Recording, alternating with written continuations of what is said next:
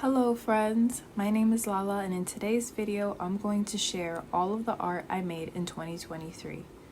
Well, almost everything I made because some of the artwork I did I don't really like that much. Plus I don't want to make this video too long. I'm going to share 3 of my top artworks I made each month. Some months I barely did anything because I was in a bit of a funk this year. So if I share less than 3 illustrations, it's probably because I was, struggling at the time. Okay, let's get started. So the first thing I drew in 2023 was Lulu the Firestarter Bunny. I had this story in my head about this cute, cuddly bunny with devil horns that starts fires, but the difference between Lulu and other Firestarter bunnies is she doesn't like destroying things and she doesn't like starting fires. She likes cute things, pretty things like flowers and sunshine, rainbows. When I make characters, sometimes I like to give them little personalities and I usually don't name them. For some reason, when I drew her, she just looked like a Lulu to me. So that's that. The next drawing I did was this angel girl. This drawing is actually a redraw. In 2020, I made this digital illustration and it was actually the first thing I posted on my Instagram account. Ever since then, I made it a tradition to sort of like redraw it and see how my style progressed. Not sure if I'll do it for 2024, but we shall see.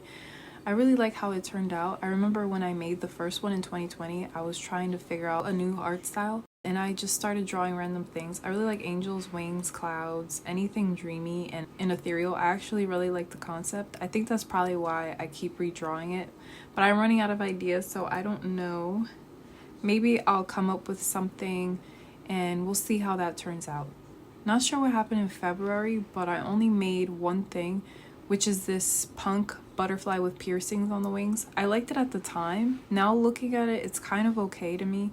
If I did it again, I think I'll do a better job. I like the wings and I like the piercings and everything. And I also think the butterfly's face came out pretty cute. But I don't like the legs. They look really weird to me.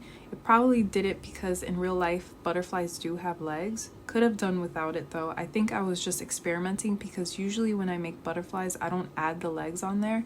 And I don't think I'll do it again.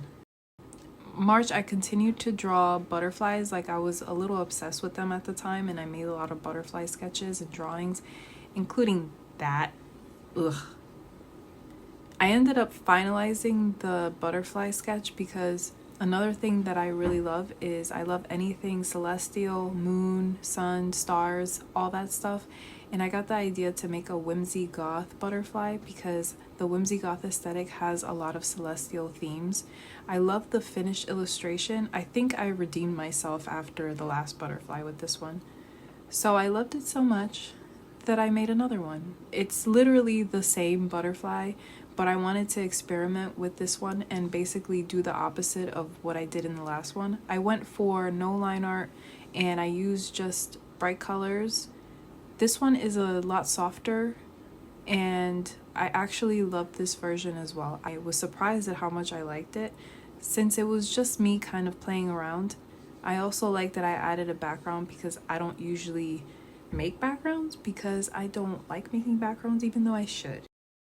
So something you should know about me is that my brain has way too many tabs open. It's probably because I'm constantly thinking. My brain doesn't really shut up. Because of that, I have a lot of ideas in my head, and whenever I get an idea, I get really excited about it, and I'm like, oh, obsessing over it for like a really long time, and then I'm like, okay, I'm gonna do this and I'm gonna do that.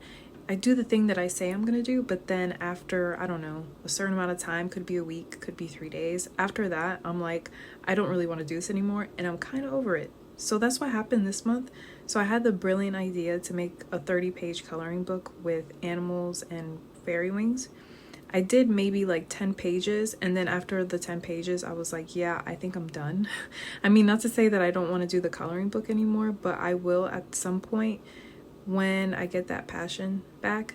This is one of those pages that I did. So I did 10, and I'm going to show only 2 of my favorites.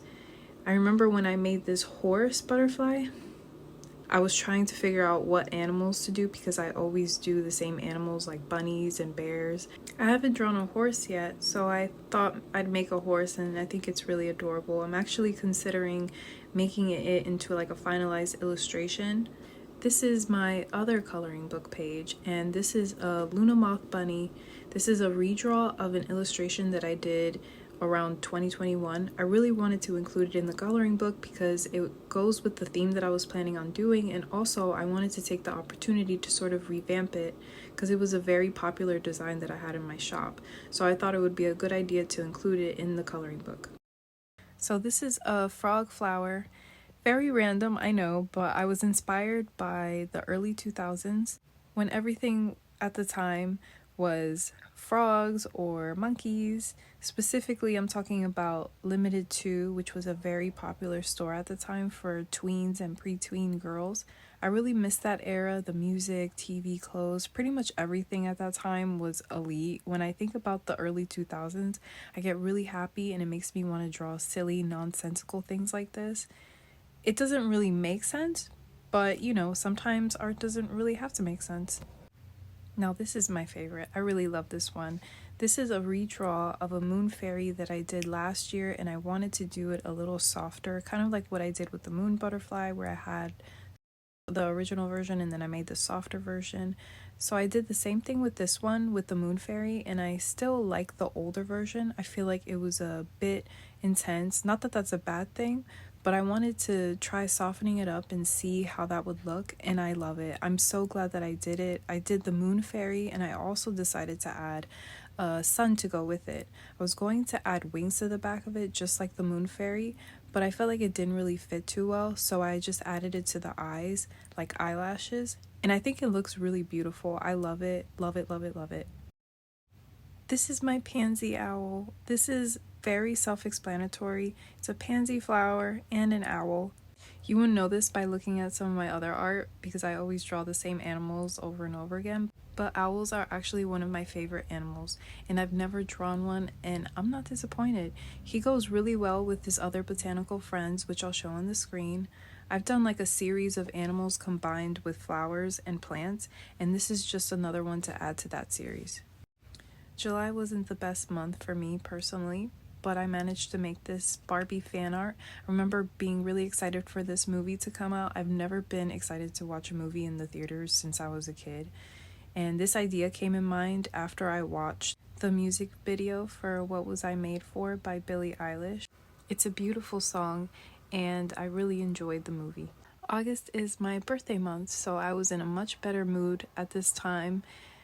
This little monkey was made to accompany this fairy giraffe and fairy elephant that I made. I'm going to make more safari animals with fairy wings, and I sketched out this zebra that I definitely plan on coloring in and adding to this group.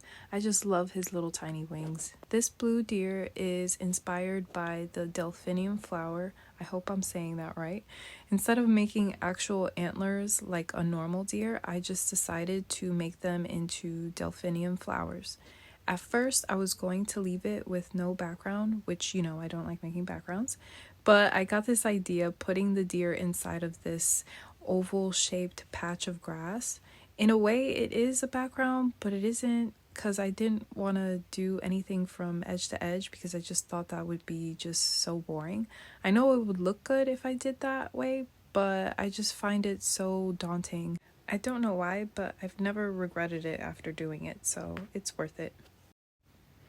While making the deer, I thought it would be a good idea to make a little friend to go along with it, so that's when I decided to create this rose bunny.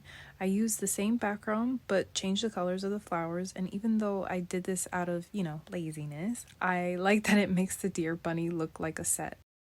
I'm very proud of the art that I made in September. A couple of years ago, I made an angel mermaid.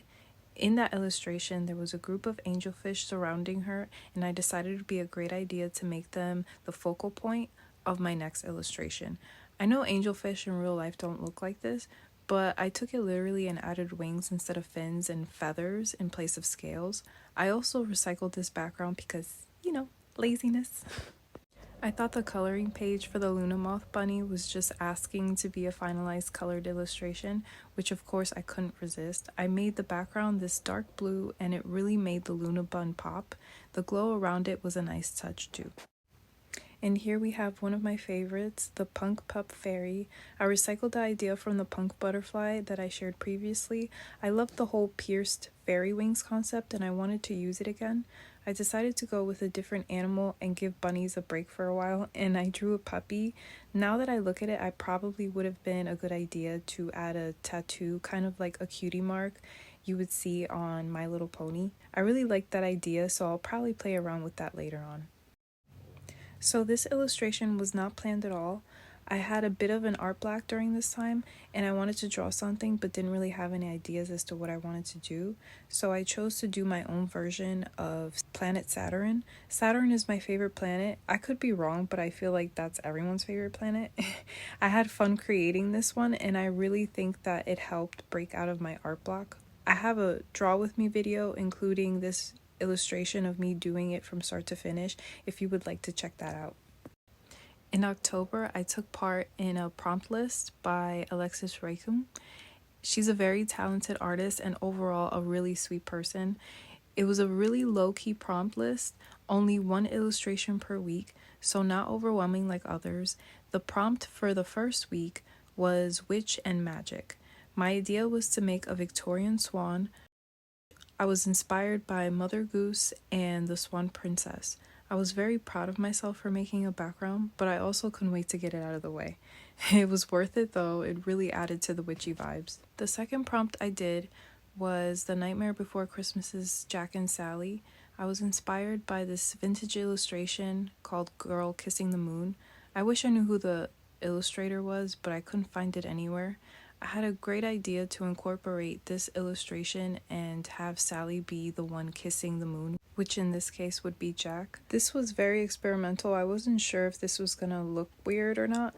I mean, maybe to some people it's weird, but I love this illustration and I also love this movie. I took a little break from drawing in November, and the only thing that I made was this cute Y2K frog.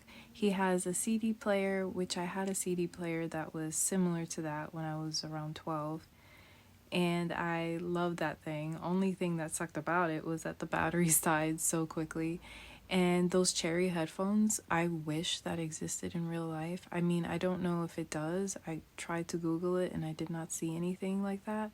And I hope that somebody makes it because I really want it so bad. And finally, to wrap up this year, in December, I only made one thing, and that was this Christmas tree bear, because I wanted to make at least one thing for December, at least something that was Christmas related. I was planning on making more, but this was all the time I had and all the energy that I had left. But I think it was a very cute way to end the year. And that's it. That's everything that I made in 2023. And I hope you enjoy this video. Please let me know which one was your favorite thing that I made this year in the comments. I would love to hear your thoughts. I hope to make more videos like this in the future. More voiceover videos anyway. I'm not really comfortable with showing myself on camera just yet.